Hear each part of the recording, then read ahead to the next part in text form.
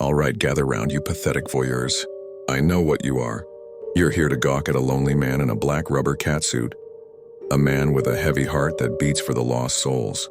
That's me. This is my hobby, my morbid little obsession, prison pen palling. We're all in our own kind of prison, aren't we? I get it. We all need a friend, even the ones in concrete boxes.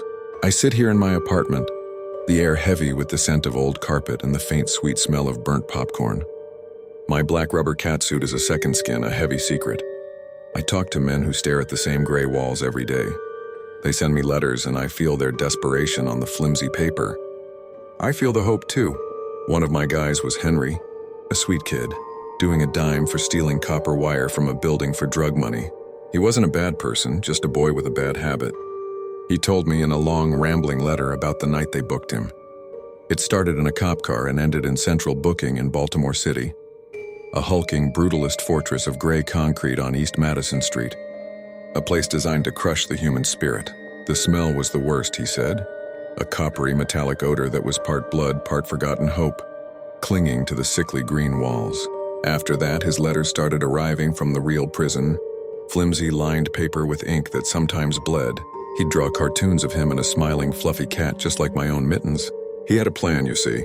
He was getting out, getting a job at an auto body shop, and he'd promised to send me postcards from every state he drove through. Then his letters changed. They got thin and rushed. His last one said, "Reamer, I think I'm in trouble. The BGF, they're saying I owe them. I've been sick, man, a C. diff infection. I can't help it. But they say it makes their whole unit stink." That's when I knew it was more than a power play. The BGF, the Black Guerrilla family, they didn't want obedience, they wanted purity. Henry's sickness, the smell, it was a mark of weakness. After that, just silence. For weeks, nothing. The space on my wall where his postcards would have been stayed empty. It was that slow, agonizing quiet that was the worst part.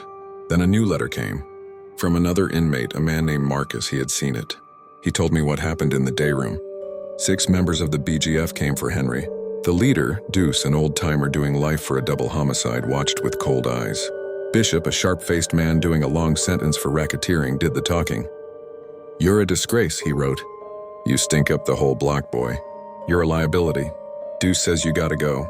Henry begged for them to stop, but Deuce just nodded. Blade, a wiry man in for multiple stabbings, stepped forward. His hands were a weapon, and in his grip was a shiv, glinting under the harsh fluorescent lights. He plunged it into Henry's stomach and twisted. A young kid named Rico, trying to prove himself, delivered a few swift kicks to Henry's ribs. Bishop and a huge man named Tiny blocked the door. Marcus wrote that they dragged Henry's bleeding, screaming body to a supply closet, leaving a crimson trail on the concrete floor. They had carved a terrible message around the wound, a circle to excise the bad smell. The prison made an example of them. Deuce, Tiny, Ghost, Bishop, Blade, and Rico were all found guilty of assaulting an inmate. They were all transferred to different, much harder facilities, and each got an extra 10 years added to their sentences. 10 years, Marcus wrote, to think about a boy who just wanted to fix cars. His memory is all I have, and the pain of it is a sharp, jagged piece of metal buried right next to my own heavy heart. The postcards will never come. The smiling cat drawings will never be made again. A boy who just wanted to drive is now a forgotten number in a cold concrete fortress. That's the sad and pathetic reality, the kind you came here to see. And that's our story for today, folks. Remember, every tragic tale is a good story, as long as it's not happening to you. A huge special thanks to Frank B. Productions for making this whole thing possible. They're the only ones who see a fat man in a catsuit telling sad stories and think, yeah, that's good TV.